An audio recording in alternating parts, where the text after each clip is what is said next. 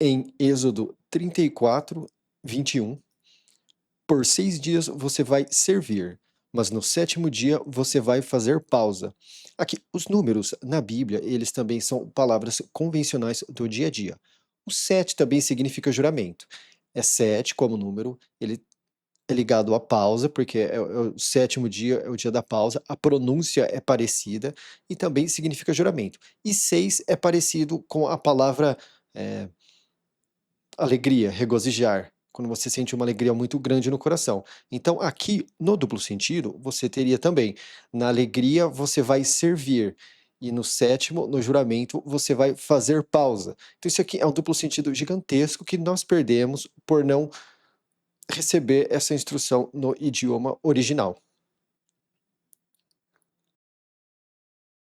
E ao meu ver, e aqui, ó, a palavra servir, ela sempre tem. A palavra servir na Bíblia não é trabalhar, tem outra que é usada para trabalhar, mas a palavra servir, ela é muito ligada a servir no sentido de labuta, trabalhando a terra. Então, em alegria você vai trabalhar a terra. E que terra que seria esse que você trabalha na alegria? A busca ao Salvador. Né? E daí no juramento você faz a pausa, no dia do juramento, no dia da pausa, né? Então, assim, versículos que você pega o número e traduz para palavras, eles têm um significado muito mais profundo do que que fica à superfície. Eu não vou passar por todos os números sempre dessa forma, mas quando você liga a esses números, a coisa toda ela fica bastante legal. Eu tenho vontade de fazer isso com os números, né? Ao invés de colocar as coisas em números, colocar nessas palavras, que eu acho que vai ficar muito legal. Quem sabe numa futura edição. Então, por 6 dias você vai servir, mas no sétimo dia você vai fazer pausa. Na aração e na colheita você vai fazer pausa. E você vai fazer para você a festa das semanas. Agora, a palavra semanas, ela também é bem próxima à palavra sete. Inclusive, aqui você poderia colocar e você vai fazer para você a festa dos sete, que também, por ser sete, também significa juramento, promessa. Então, você vai fazer para você a festa dos juramentos. Quais juramentos são esses? Muito provavelmente o grande juramento, que seria do Cristo, né, que é a grande promessa. Então, e você vai fazer para você a festa das semanas, os primeiros frutos da colheita do trigo e a festa da coleta na virada do ano. Todo macho seu vai ser visto na frente do dono. Salvação. O Salvador persistiu com o grande pastor 3 vezes no ano. Aqui, ó. E por quê? Porque todo que persiste com o grande pastor é aquele que busca a confiança, né? Esse nome aqui é a tradução do nome Israel. Israel significa persistiu com o grande pastor. Então, é aquilo que se diz ao decorrer do livro, né? Nem todos que se dizem de Israel são de Israel. Quando você traduz o nome, nem todos que se dizem persistirem com o grande pastor sendo o Cristo, persistem com o grande pastor. E o que seria? Todo macho seu vai ser visto na frente do dono. Salvação. O Salvador do persistiu com o grande pastor. Todo macho seu vai ser visto diante do dono. Quem que é o dono? De acordo com o Novo Testamento. De acordo com Paulo e os demais apóstolos enviados, é Jesus. Tá? O grego traduz aqui é Adonai. Para o grego está Kyrios. Né? Então, é, é assim que salvação. Salvação também é a tradução de Yahweh, Jeová, Jeová, mas também é a tradução de Jesus. O Salvador persistiu com o grande pastor 3 vezes no ano. Porque eu vou tirar a posse das etnias na sua frente e vou alargar a sua fronteira. Etnias, nas traduções tradicionais, a palavra mais comum que é usada para esse etnias é nações. Eu vou tirar a posse das nações da sua frente. Mas tem outra palavra que é usada para nações, que é usada para reinados e outros dessa forma. Etnias são, por exemplo, também são as demais etnias que não são a etnia do povo aqui do Persistiu com o Grande Pastor. Então, não se diz aqui, no livro, quando você lê da forma comum, seria as etnias que não são de Israel. Então seria qualquer um que não é israelense. Mas a partir do momento que você traduz Israel para persistir com o grande pastor, as etnias passam a ser qualquer um que não persiste com o grande pastor. Então, qualquer religião, qualquer crença ou qualquer um que não persiste com o grande pastor já não faz parte da etnia.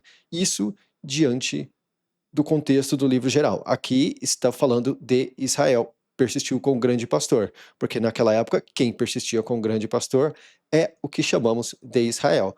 Hoje questiona-se se eles de fato persistem com o grande pastor, se eles de fato são verdadeiro Israel. Existe essa dúvida.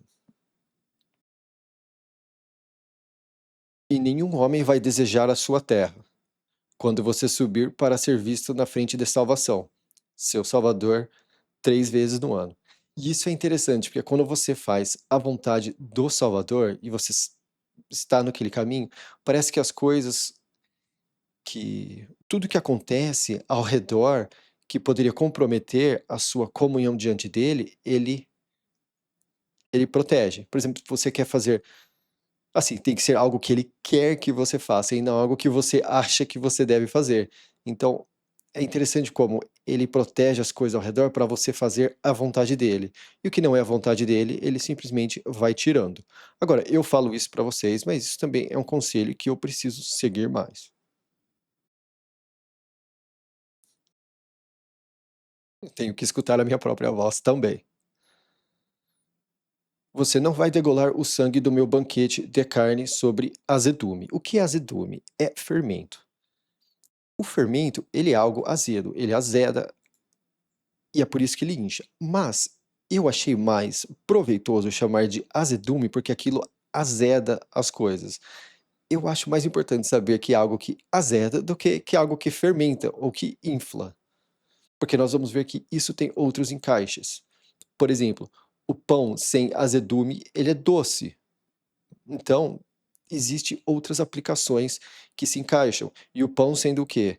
Uma o pão sendo ao mesmo tempo um símbolo, né, um exemplo de Jesus que fala, né, coma do meu pão, coma do meu corpo, que também é a palavra, mas também então, sem azedume, sem as partes azedas que comprometem o texto e a fama de salvação de Jesus, a coisa toda ela é mais doce.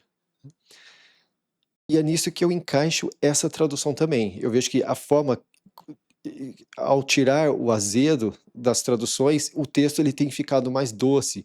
Então, na minha opinião, se encaixa também diante disso. Estou tirando o azedume do pão. Bom, você não vai degolar o sangue do meu banquete de carne sobre azedume. E o banquete da carne da festa da passagem não vai pernoitar até o amanhecer. O que que é a festa da passagem? É a Páscoa, é a festa da Páscoa. Páscoa significa passagem. A palavra ela é bem parecida tanto no hebraico quanto no grego com a palavra passar. Então, é passagem e ela é usada dessa forma. Então, Páscoa significa passar, porque você não pascoa na casa das pessoas, você passa nas casas delas. Isso aqui é usado como verbo no Egito quando eles são tirados na época da Páscoa. E tá escrito lá, né, que o, o informante vai passar pelas casas e ele não vai pascoar pelas casas, ele vai passar pelas casas. O primeiro dos frutos, o primeiro dos primeiros frutos do seu solo você vai trazer à casa de salvação, seu Salvador. Aqui é outra coisa. O que que é o primeiro dos primeiros frutos? O primeiro dos primeiros frutos é Jesus, do seu solo. Solo também é a tradução da palavra Adão. E qual que é a casa de salvação? É o seu coração. É o lugar que você prepara para o salvação morar em você, que você prepara com assistência a Ele, através da busca, da oração do dia a dia. Seu Salvador, se lembrando que Salvador é a forma que eu traduzo a palavra Deus. Que Inclusive, eu vou bastante a fundo no primeiro episódio. Você não vai cozinhar o cabrito no leite da mãe dele. Aqui também tem uma aplicação bastante simbólica e exemplar, mas eu não tenho a clareza para explicar isso agora. Salvação disse ao tirado: escreva para você estas falas, porque conforme a boca destas falas eu fiz acordo de corte com você e com o persistiu com o grande pastor. Então, qual é o acordo de corte que o salvação tem com nós, que buscamos e somos o persistiu com o grande pastor? É o Cristo. Tá? Então, hoje, esse acordo, e aqui, ó, esse falas, essa palavra fala, ó, escreva para você estas falas. Essa palavra falas, quando você vai lá em João e usa-se, no começo havia o verbo e o verbo estava com Deus e o verbo era Deus, esse verbo, verbo, verbo, em muitos lugares está como palavra. Mas essa palavra, palavra, verbo, ela é a palavra que é usada para o verbo falar no Antigo Testamento, no hebraico. Então, escreva para você estas falas. Então é interessante como justamente essa palavra lá em João se encaixa dessa forma, sendo que salvação significa Jesus, o verdadeiro acordo de corte é a cruz, e persistiu com o grande pastor é aquele que busca o grande pastor no dia a dia. Então, esse também é um versículo muito mais profundo do que se parece ser. Ele esteve lá com salvação 40 dias e 40 noites. Ele não comeu pão e não bebeu água. Ele escreveu nas tábuas as falas do acordo, as 10 falas. Agora, por que que ele não comeu pão e não bebeu água? Porque ele estava tendo intimidade com a fala. O Cristo mesmo fala que o verdadeiro pão é a palavra de Deus, né? Que eu falo, que é a fala do Salvador. Então, ele estava comendo pão e o que mais que o Cristo fala? Que ele é a água da viva. Quem beber dele, água viva será jorrada. Então, ele estava, ao invés de estar fazendo a forma física de comer pão e beber água, ele estava fazendo a forma espiritual de comer pão e beber água, que é o quê? Consumir o Cristo, consumir a palavra e o, a inspiração, o Espírito. E aconteceu no descer do tirado da montanha de Espinhoso, com as 2 tábuas do testemunho na mão do tirado, no descer dele da montanha, que o tirado não tinha conhecimento que a pele da face dele irradiava no falar dele com ele. Então, a pele dele irradiava, né? Brilhava. E o tirado não tinha conhecimento. Agora, isso aqui é muito interessante de refletir sobre o fato de que ele não sabia que ele estava desse jeito. E eu tenho certos achismos sobre isso, mas que eu não, não tenho como confirmar, então não vou falar. Mas é, mas é interessante porque no Novo Testamento nós vemos que o rosto do Cristo brilha e dos mensageiros também, de alguns mensageiros que, com, que aparecem. Então é o que eu falo. Muitos desses milagres, desses feitos impossíveis que eles falam que foram anjos que desceram do céu e fizeram, no meu ver, foram homens que estavam na terra com forte presença do salvação no coração que fizeram muitos desses feitos impossíveis. Aqui nós vemos o rosto de Moisés irradiar e também no Novo Testamento nós vemos o rosto de Jesus irradiar. E depois de alguns mensageiros que tinham vestes brancas e brilhavam muito. Então, né, o grande monte e todos os filhos do persistiu com o grande pastor viram o tirado. E vejam, a pele da face dele irradiava, e eles temeram de se aproximar dele. O tirado chamou eles. O grande monte e todos os líderes na reunião retornaram a ele. E o tirado falou com eles.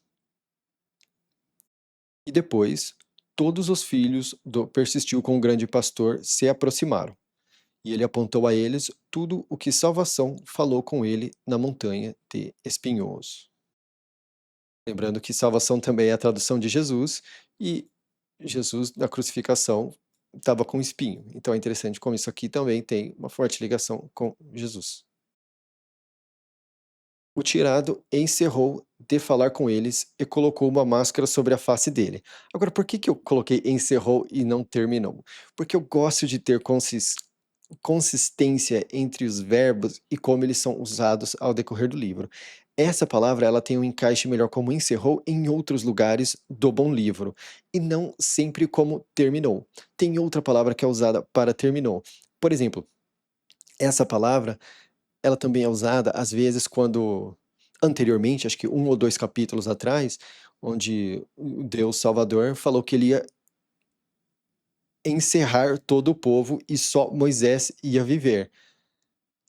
E essa é a palavra usada, né. Se eu colocasse terminar aqui, ao meu ver, eu teria que colocar terminar lá, porque eu gosto de manter a consistência dessas palavras.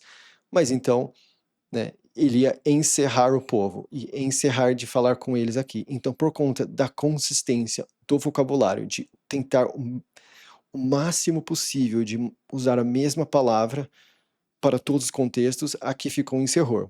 Encerrou. Poderia ter sido terminar, mas por conta da consistência, encerrou. Então, o tirado encerrou de falar com eles e colocou uma máscara sobre a face dele. Agora, em vários lugares vai ter véu, mas é mais provável que seja máscara, tá? Véu é usado de outra forma. Por exemplo, quando Judá, lá em Gênesis, está passando pelo caminho e tem uma fornicadora na rua lá, por onde ele estava passando, lá usou-se a palavra véu. Aqui é uma palavra diferente. Então eu teria que usar algo diferente aqui. Então ou eu coloco máscara lá, ou eu coloco véu aqui. Aqui o que deu a entender pelos pictogramas é que é mais provável que seja máscara. Então eu usei máscara.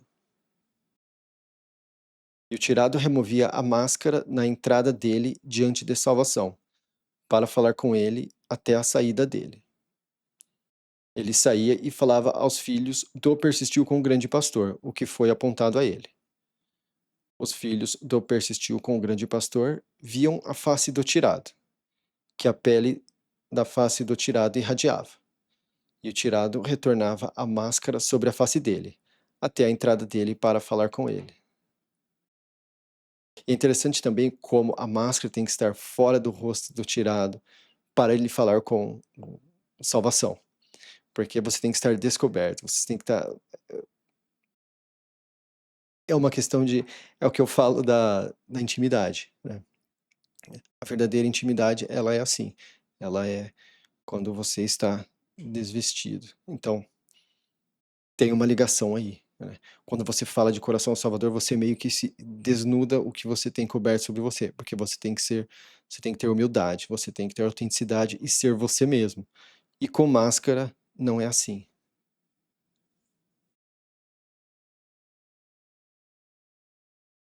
Êxodo 35. O tirado convocou toda a reunião dos filhos do persistiu com o grande pastor e disse a eles.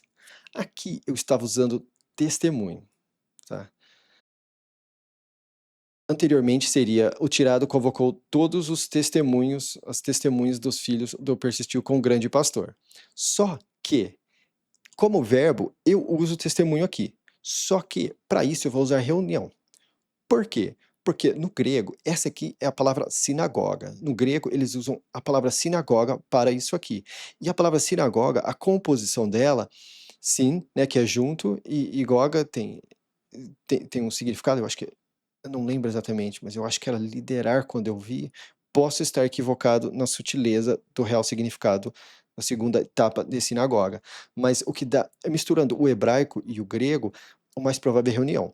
E testemunhas, quando você junta várias testemunhas, uma fala um pouco e a outra fala um pouco, e é uma reunião. Em alguns lugares, poderia até encaixar-se ajuntamento, mas essa palavra também ela é usada como animais. Por exemplo, tinha um monte de abelha, né? Então não tinha testemunhos de abelhas, tinha uma reunião de abelhas ali, né?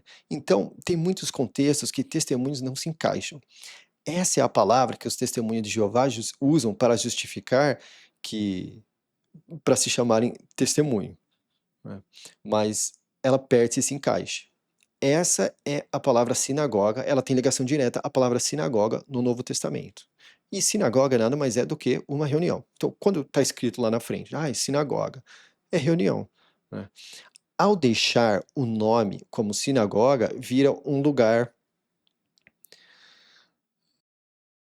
que você fala, por exemplo, você tem que ir na sinagoga. Porque se você fala você tem que ir na reunião, a coisa fica muito aberta. Então, ao meu ver, isso foi feito de deixar essas palavras nos idiomas tradicionais, que é para você dar um nome ao lugar e colocar uma fachada na frente, na minha opinião. Porque tanto no Antigo Testamento, isso aqui era uma reunião num local, isso era uma reunião, não tinha prédio nenhum aqui.